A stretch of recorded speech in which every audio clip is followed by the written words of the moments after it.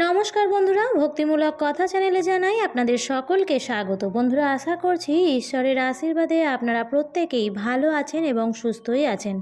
হিন্দু ধর্মে আমরা প্রত্যেকেই মা লক্ষ্মীর পুজো বাড়িতে করে থাকি। বিশেষ করে মা লক্ষ্মীর সামনে ঘট স্থাপন করে প্রত্যেক বৃহস্পতিবার মা লক্ষ্মীর আরাধনা করে থাকেন গৃহস্থ বাড়ির মহিলারা। আর মা লক্ষ্মীর পুজো করার সময় এই ভুলগুলি করবেন না, নাহলে মা লক্ষ্মী অত্যন্ত রুষ্ট হয়ে যান, যার ফলে আপনার গৃহে সদস্যদের মধ্যে আর্থিক সংকট দেখা দেয় এবং জীবনে অভাব অনটন নেমে আসে। বন্ধুরা, শুধু কোজাগরী পূর্ণিমা তিথিতেই নয়, 12 মাসই করা যায় লক্ষ্মী দেবীর আরাধনা। মা লক্ষ্মীকে সুখ সমৃদ্ধির দেবী হিসেবে বিবেচনা করা হয় এবং বলা হয় যে মা লক্ষ্মী অত্যন্ত চঞ্চলা প্রকৃতির, আর যার উপর মা লক্ষ্মীর আশীর্বাদ থাকে তার জীবনে কখনোই কোনো কিছুর অভাব হয় না। মায়ের আশীর্বাদে একজন দরিদ্র ব্যক্তিও রাজাতে পরিণত হতে পারে, আবার যার প্রতি তিনি অসন্তুষ্ট হন তাকে ভিখারিতেও পরিণত করে দিতে পারেন।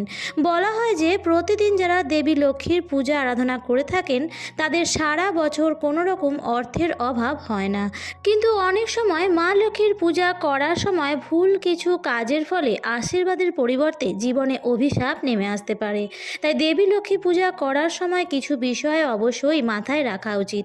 চলুন তাহলে জেনে নেওয়া যাক মা লক্ষ্মীর পূজার সময় কোন বিষয়গুলি অবশ্যই মাথায় রাখা উচিত। তাই বন্ধুরা, ভিডিওটি স্কিপ না করে সম্পূর্ণ দেখুন এবং সম্পূর্ণ দেখার পর যদি ভালো লাগে তাহলে অবশ্যই ভিডিওটিতে লাইক করবেন এবং কমেন্টসে লিখবেন জয় মা লক্ষ্মীর জয়। এবং বন্ধুরা, ভিডিওটি শেয়ার করে দেবেন আপনাদের নিকট আত্মীয় স্বজন এবং বন্ধু বান্ধবদের সাথে। চলুন বন্ধুরা, এবার বিস্তারিত আলোচনায় প্রবেশ করা যাক। প্রথমেই বলি বন্ধুরা, মা লক্ষ্মীর মূর্তি হোক বা ছবি, প্রত্যেকেই বাড়ির মন্দিরে মা লক্ষ্মীকে প্রতিষ্ঠা করে থাকেন। মা লক্ষ্মীর এমন কোনো ছবি রাখা উচিত নয় যে ছবিতে মা লক্ষ্মী দাঁড়িয়ে আশীর্বাদ দিচ্ছেন, কারণ মা লক্ষ্মী চঞ্চলা। তিনি দাঁড়িয়ে আছেন মানে আপনার ঘর ছেড়ে যাচ্ছেন। তাই সর্বদা মা লক্ষ্মীর বসে থাকার ছবি ঘরে রাখা উচিত। এটি মা লক্ষ্মীর স্থির থাকার প্রতীক। বন্ধুরা, আমরা প্রত্যেকেই জানি যে মা লক্ষ্মীর বাহন হলো পেঁচা। পেঁচা রাত্রিবেলায় জেগে থাকে এবং নির্জন জায়গায় বাস করে। যে ছবিতে মা লক্ষ্মী পেঁচার উপরে বসে আছেন সেই ছবি বাড়িতে রাখবেন না। ধর্মীয় বিশ্বাস অনুসারে যে বাড়িতে মা লক্ষ্মী পেঁচার উপর বসে থাকেন এরকম ছবি রাখা থাকে, সেই বাড়ি থেকে খুব দ্রুত মা লক্ষ্মী বের হয়ে যেতে পারেন। বাস্তুশাস্ত্র অনুযায়ী বাড়িতে মা লক্ষ্মীর 1 বা 2টি ছবির বেশি রাখা উচিত নয়। প্রয়োজনের চেয়ে বেশি ছবি রাখলে বাস্তু দোষ দেখা দিতে পারে। এছাড়াও মনে রাখবেন যে দেবী লক্ষ্মীর মূর্তি দক্ষিণ দিকে রাখা ভালো নয়। বাস্তুশাস্ত্র অনুসারে ঘরের উত্তর পূর্ব দিকে মা লক্ষ্মীর ছবি বা মূর্তি রাখা যেতে পারে। এই দিককেই ঈশান কোণ বলা হয়। তবে মা লক্ষ্মীর মূর্তি এমনভাবে রাখতে হবে যাতে পুজো করার সময় যিনি পুজো করবেন তার মুখ যেন উত্তর বা পশ্চিম দিকে থাকে।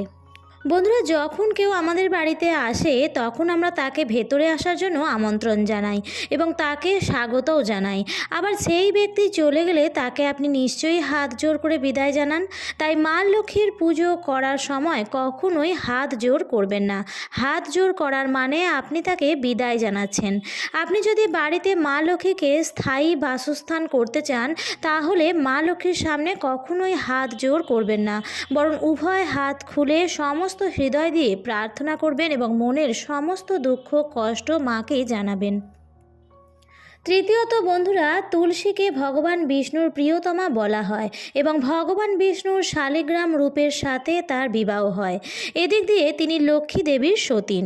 তাই দেবী লক্ষ্মীকে কিছু নিবেদন করার সময় তাতে তুলসী পাতা বা তুলসী মঞ্জুরি দেবেন না। এতে করে দেবী লক্ষ্মী অত্যন্ত ক্রুদ্ধ হয়ে যান।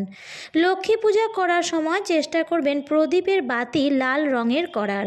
এছাড়াও লক্ষ্মী দেবীর বাম দিকে প্রদীপ না রেখে ডান দিকে রাখবেন, কারণ ভগবান বিষ্ণুকে পৃথিবী আলোকিত করার প্রতীক হিসেবে বিবেচনা করা হয় এবং মা লক্ষ্মী হলেন ভগবান বিষ্ণুর স্ত্রী। তাই মায়ের ডান দিকে বিরাজ করেন তিনি। তাই মা লক্ষ্মীর পূজা অর্চনা করার সময় সর্বদাই মা লক্ষ্মীর ডান পাশে প্রদীপ রাখা উচিত। পঞ্চমত বন্ধুরা, মা লক্ষ্মী বিবাহিত, তাই ভুল করেও মাকে সাদা ফুল অর্পণ করবেন না। দেবী লক্ষ্মীর পূজা করার সময় শুধুমাত্র লাল এবং গোলাপি ফুলই অর্পণ করা উচিত। এছাড়াও সাদা রঙের আসনে দেবী লক্ষ্মীর মূর্তি রাখাও উচিত নয়। এছাড়াও পূজার সময় সাদা বা কালো রঙের যে কোনো জিনিস ব্যবহার করা থেকে বিরত থাকুন। বন্ধুরা, মা লক্ষ্মীর পুজো করার সময় ভগবান বিষ্ণুরও পুজো করা উচিত, কারণ মা লক্ষ্মী এবং ভগবান বিষ্ণু উভয়ই স্বামী স্ত্রী, তাই তাদের একসঙ্গে পুজো করলে দ্বিগুণ ফল পাওয়া যায়। এছাড়াও মা লক্ষ্মীর পুজোর সময় কখনো মাটিতে রেখে প্রদীপ জ্বালানো উচিত নয় বা প্রদীপ দিয়ে প্রদীপ জ্বালানো উচিত নয়, এতে মা লক্ষ্মী দেবী অত্যন্তই অসন্তুষ্ট হন। সপ্তমত বন্ধুরা, দেবী লক্ষ্মীর পুজোয় কখনোই ঘণ্টা বাজিয়ে আরতি করবেন না। যদিও যে কোনো দেবী দেবতার পূজার পর আরতি না করলে পুজো অসম্পূর্ণ বলে মনে করা হয়, কিন্তু বন্ধুরা আপনারা নিশ্চয়ই জানেন যে ভগবানকে আরতি করার পর বলা হয় যে হে ভগবান, আপনি আপনার জায়গায় ফিরে গিয়ে বিরাজ করুন। তাই বন্ধুরা, আপনাকে সর্বদা এটি মাথায় রাখতে হবে যে আপনারা যদি বাড়িতে দেবী লক্ষ্মীকে স্থায়ীভাবে ধরে রাখতে চান, তাহলে তার পূজার সময় আরতি করা উচিত নয়। কারণ একদিকে আপনি তাকে নিজ গৃহে ডাকছেন, আবার আপনি তাকে আরতি করে বলছেন হে মা লক্ষ্মী, আপনি যেখান থেকে এসেছেন সেখানে ফিরে যান। তাহলে মা লক্ষ্মী কেন আপনার বাড়িতে থাকবেন? বেশিরভাগ লোক এখানেই সবচেয়ে বেশি ভুল করে ফেলেন। মা লক্ষ্মীর পুজো করার সময় মন্দিরের দক্ষিণ দিকে প্রসাদ রাখা উচিত এবং পুজোর পর বাড়ির প্রত্যেক সদস্য মিলে একত্রে দেবী লক্ষ্মীর পূজা করা এবং প্রসাদ গ্রহণ করা উচিত। বন্ধুরা, মা লক্ষ্মীর 8টি রূপ রয়েছে। এই সবকটি রূপই বাড়িতে স্থাপন করা যেতে পারে, কিন্তু গৃহস্থ বাড়ির জন্য বসে থাকা মা লক্ষ্মীকে সমৃদ্ধির প্রতীক বলা হয়, তাই এই রকম ছবি বাড়ির ঠাকুর ঘরে রাখা উচিত। আর কাজের জায়গায় যেখানে মেশিনারি বা যন্ত্রপাতির কাজ হয়, সেখানে দাঁড়িয়ে থাকা মা লক্ষ্মীর মূর্তি স্থাপন করা উচিত। প্রতিদিন স্নান করে মা লক্ষ্মীর পুজো করার পর মা লক্ষ্মীর গায়ত্রী মন্ত্রটি 108 বার জপ করতে পারেন। এতে মা লক্ষ্মী অত্যন্তই প্রসন্ন হন। এই মন্ত্রটি জপ করার সময় পদ্ম বীজের মালাও ব্যবহার করতে পারেন। এছাড়াও ঋণের বোঝা থেকে মুক্তি পাওয়ার জন্য মা লক্ষ্মীর দ্বাদশ স্তোত্র নাম 12 বার উচ্চারণ করতে পারেন টানা 12 দিন ধরে।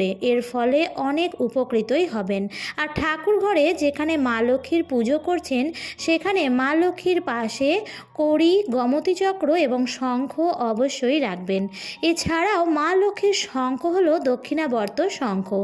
লাল, সাদা ও হলুদ রঙের একটি পরিষ্কার কাপড়ের উপর বা রূপোর পাত্রে বা মাটির পাত্রের ওপর এই শঙ্খের মধ্যে জল ভরে রেখে তাতে পুজো করতে পারেন। এর ফলেও দেবী লক্ষ্মী অত্যন্তই সন্তুষ্ট হন। এবং বাড়িতে বৃহস্পতিবার লক্ষ্মী পুজো করার পর তুলসী মঞ্চে অবশ্যই ঘিয়ের প্রদীপ জ্বালাতে ভুলবেন না। এবং সম্ভব হলে মা লক্ষ্মীর পূজার সময় ঘরের মেঝেতেও মা লক্ষ্মীর সামনে মায়ের পদচিহ্নের আলপনা আঁকার চেষ্টা করবেন। এটি খুবই শুভ বলে মনে করা হয়। প্রত্যেক দিন দিতে পারলে খুবই ভালো, আর যদি প্রতিদিন সম্ভব না হয় তাহলে বৃহস্পতিবার ও শুক্রবার দিন অন্তত অবশ্যই দেবেন। বৃহস্পতিবারকে লক্ষ্মী দেবীর বার বলে শাস্ত্রে বলা আছে, তাই এই দিনটিতে অনেকেই অনেক নিয়ম মেনে চলেন। কেউ কেউ পূজা অর্চনার ক্ষেত্রে, তো আবার কেউ কেউ খাবার দাবার ক্ষেত্রে বিশেষ নিয়ম মেনে চলেন। শাস্ত্র মতেও সপ্তাহের এই দিনটিতে বিশেষ কিছু কাজ আছে যেগুলি করা উচিত নয়, তাতে আপনার আর্থিক, সামাজিক ও পারিবারিক দিক থেকে কোনো না কোনো ক্ষতির সম্ভাবনা বেড়ে যায়। তাই বন্ধুরা, এই ছোট ছোট বিশেষ নিয়মগুলি মেনে চলার চেষ্টা করুন, তাতে আপনার পরিবারেরই মঙ্গল হবে। আমার আজকের ভিডিওটি এই পর্যন্তই। ভিডিওটি দেখে যদি ভালো লাগে তাহলে অবশ্যই লাইক, কমেন্ট, শেয়ার করবেন বন্ধুরা। আর যদি আপনি এই চ্যানেলে নতুন হয়ে থাকেন তাহলে অবশ্যই এই ধরনের আরও ভিডিও পাওয়ার জন্য চ্যানেলটিকে সাবস্ক্রাইব করে আমার পাশে থাকবেন। দেখা হবে আবার পরবর্তী নতুন ভিডিওতে। ভালো থাকবেন, সুস্থ থাকবেন। ধন্যবাদ।